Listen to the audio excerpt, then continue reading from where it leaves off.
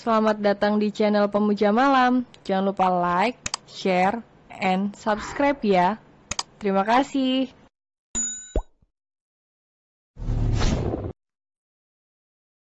Episode 22. Kok barangmu gak berdiri-diri? Setelah memastikan majikan kecilnya tertidur pulas, kamarnya juga sudah tidak berantakan dengan segala mainan dan buku-buku. Dia pun melangkahkan kakinya perlahan-lahan. Dan baru saja dia membuka pintu kamar, rupanya berpapasan dengan Emran, yang sudah terlihat segar dengan penampilan santainya di ambang pintu. Tuan. Agak kaget Aurelia. Pria bertubuh tinggi itu pun bergeser dan memberi ruang untuk pengasuh anaknya bergerak keluar kamar. Sudah tidur, Ata? Sudah, Tuan. Kalau begitu saya pamit pulang. Tutup pintunya. Perintah Emran tidak jadi mengecek keadaan anaknya.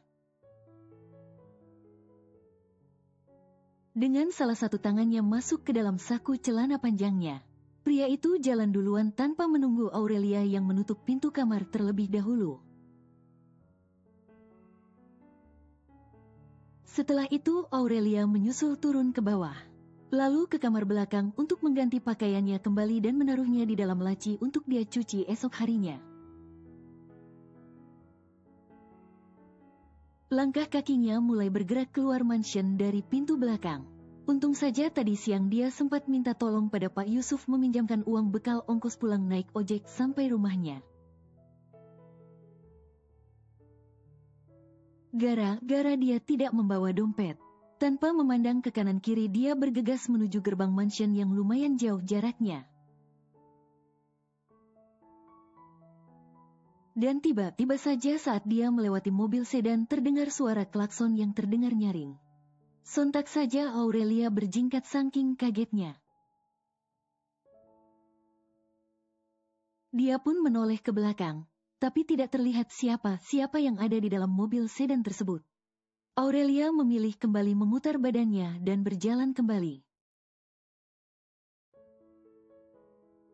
Orang yang ada di dalam mobil terlihat gregetan melihat wanita itu malah jalan kembali menuju gerbang.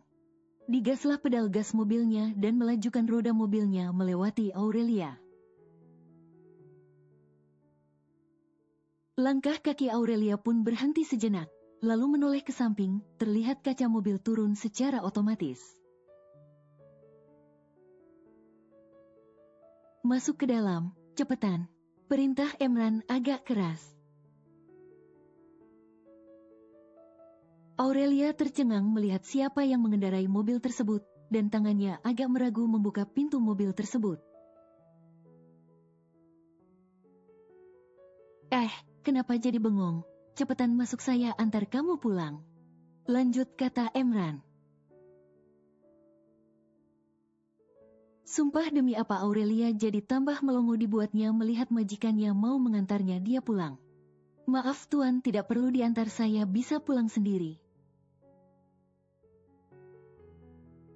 Tolak Aurelia secara halus. Ini sudah kedua kalinya Emran menghadapi wanita muda yang menolak dirinya. Maksudnya mulai pemberiannya lalu kedua perhatiannya. Tumben Tuan Emran lagi kena angin apa? Padahal bisa saja lo suruh sopir saja yang antar Aurelia pulang.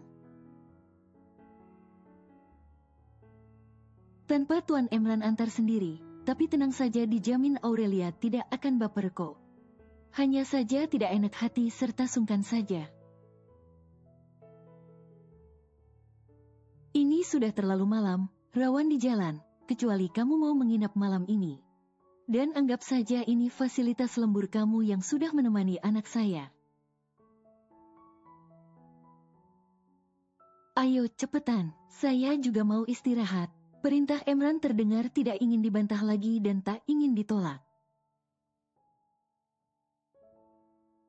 Dengan agak sungkan dia membuka pintu mobil tersebut, dan menundukkan kepalanya karena hatinya benar-benar tidak enak. Dari kejauhan Rida yang kebetulan lagi berada di halaman samping terlihat memicingkan netranya. Dan wajahnya tampak sangat kesal melihat Aurelia si pengasuh baru masuk ke dalam mobil milik Emran. Wah, ternyata pengasuh baru itu bahaya nih. Aku harus buat dia tidak betah kerja di sini. Gumam Rida sendiri, lalu dia menyeringai tipis. Terima kasih sebelumnya, Tuan. Jawab Aurelia tiba-tiba jadi canggung dan tak berani menatap pria yang ada di sampingnya. Saat dia sudah duduk di sebelah bangku kemudi. Pakai seatbeltnya. Tanpa menjawab, tangan Aurelia bergerak menggunakan seatbeltnya. Emran pun kembali menginjak pedal gasnya dan memegang setir kemudi mobilnya. Mobil Emran pun melaju meninggalkan mansion. Andaikan yang berada di posisi Aurelia saat ini wanita lain pasti hatinya berbunga-bunga. Dan memanfaatkan waktu berdua saja dengan Emran. Tapi tidak dengan Aurelia. Hatinya berdoa agar segera sampai di rumah, kalau bisa dalam waktu 5 menit sudah sampai. Rasanya amat canggung jika hanya berduaan dengan majikan. Berhubung tidak ada topik pembicaraan di antara mereka berdua. Aurelia memilih menikmati perjalanan dengan memandang ke arah luar. Sedangkan Emran fokus dalam mengemudinya. 40 menit dalam keheningan, hebat bukan? Sudah seperti orang musuhan saja. Tapi bersyukur mobil Emran tiba di depan rumah Aurelia. Dengan gerak cepat tangan wanita muda itu membuka seatbeltnya. Terima kasih sekali lagi Tuan Emran, sudah mengantar saya ke rumah. Mohon maaf sudah jadi merepotkan Tuan. Ucap Aurelia dengan sedikit membungkukkan punggungnya sebelum dia membuka pintu mobil. Ya, besok jangan datang terlambat. Jawab Emran dengan datarnya. Baik Tuan. Ketika Aurelia turun dari mobil tersebut dan menutup pintu mobil, dua pasang mata terlihat menatap dari balik jendela. Pintu rumah itu pun terbuka, lalu terlihat sosok pria yang keluar dari rumah tersebut. Aurelia. Teriak Davi dengan emosi yang membuncah. Jantung Aurelia berdegup cepat, netranya pun mulai awas melihat pergerakan Davi. Mobil Emran baru saja melaju meninggalkan halaman rumah, tapi melihat kaca spion mobil bagian tengah. Tiba-tiba saja Emran menginjak rem, dan melihat apa yang terjadi. Davi menghampiri Aurelia yang baru saja membuka pagar lalu tangan besarnya mencengkeram pergelangan tangan Aurelia. Kemudian menggerek wanita itu secara paksa masuk ke dalam rumah. Mas. Seru Aurelia agak kesakitan. Dan tubuhnya yang memberontak hampir saja terjatuh ke tanah karena tak bisa mengimbangi pergerakan Davi. Emran yang melihat sekilas Aurelia digerek paksa dari spion tengah, dia kembali memundurkan mobilnya. Dan mencoba melihat jelas wajah pria yang mengerek pengasuh anaknya. Akan tetapi karena kurang penerangan, wajahnya terlihat samar-samar. Mas, lepaskan. Teriak Aurelia histeris, sebelum pintu rumah dibanting saat ditutup oleh Davi dengan sekuat tenaganya. Ak! Cekalan tangan Davi dilepasnya saat menghempaskan istri sahnya ke ujung sofa yang ada sandaran tangannya. Dan pinggang bagian bawah Aurelia berbenturan dengan ujung sofa tersebut. Hingga wanita muda itu terjerembab ke lantai. Faisa yang ada di ruang utama terlihat senyum jahat dan menatap sinis saudara sepupunya, sembari bangkit dari duduknya. Kamu lihat sendiri kan Mas, dia pulang dengan mobil yang berbeda. pasti pria yang berbeda pula. Hebat sekali istrimu. Ucap Faisa dengan sinisnya. Pria yang masih melebarkan kedua netranya, serta wajahnya yang sudah memerah karena amarahnya. Dia melangkahkan kakinya perlahan-lahan. Aurelia pun mengumpulkan keberaniannya walau menahan rasa sakit di pinggang bagian belakangnya. Diangkatnya wajahnya yang terlihat tak takut. Kemudian perlahan-lahan dia bangkit dari terjerembabnya. Dasar istri tak tahu diri, wanita pela. Teriak Davi. Tangan kanannya mulai ringan melayang ke udara. Refleks Aurelia menangkisnya secepat mungkin dan menendang perut Davi hingga pria itu mundur ke belakang.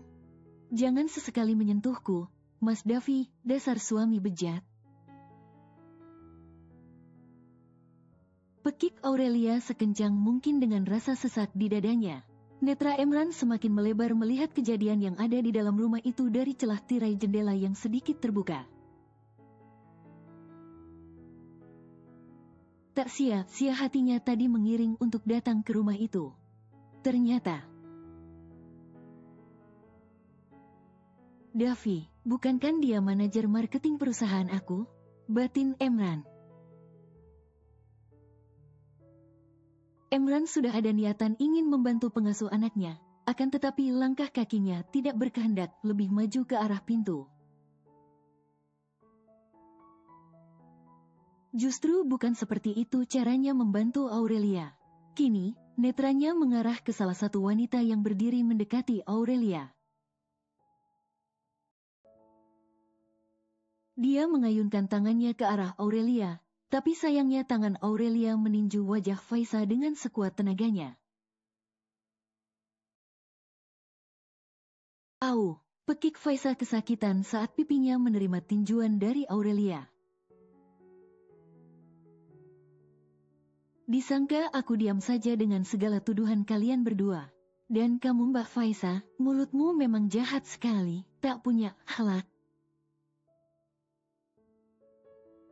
Kata Aurelia meninggikan suaranya, sambil menunjuk-nunjuk wajah saudara sepupunya itu. Dan kamu Mas, semakin kamu sering berbuat kejam padaku. Aku takkan segan melaporkanmu ke pihak berwajib serta mengadu pada orang tuamu dan kakekmu. Dan sungguh lucu sekali kamu Mas. Kenapa peduli dan marah denganku yang sering kamu tuduh sebagai wanita jala? Seharusnya orang yang memiliki jabatan tinggi di kantor punya otak yang cerdas. Tidak termakan dengan omongan yang tidak terbukti. Bentak Aurelia menunjuk wajah garangnya. Puas meluapkan amarahnya wanita muda itu, melangkahkan kakinya bergegas masuk ke dalam kamar dan menguncinya. Sementara Davi yang masih tampang garang dan geram ingin menyusul Aurelia, namun tangan Faisa menahan. Cukup Mas, ngapain juga dikejar istri sialanmu itu, mending obatin mukaku ini Mas, dia tadi meninju pipiku, sakit rasanya. Keluh Faisa dengan wajahnya yang meringis, kemudian dia memeluk Davi dengan eratnya. Bikin repot saja. Geram Davi saat menatap sebal istri sirinya. Netra Emran kembali melebar saat melihat sosok wanita yang berada di samping Davi. Bukannya dia wanita yang kerja di coffee shop? Batin Emran mulai semakin penasaran, tapi untuk malam ini sudah cukup rasa penasarannya. Dengan mengendap-endap dia meninggalkan teras rumah Davi lalu bergegas menuju mobilnya. Kemudian melajukan mobilnya meninggalkan kediaman Davi. Jadi Aurelia istrinya Davi. Suami yang memiliki gaji besar membiarkan istrinya bekerja sebagai pengasuh lalu menghina istrinya sendiri sebagai wanita jala.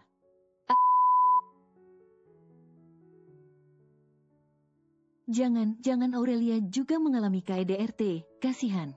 Ada apa sebenarnya dengan pernikahan mereka berdua?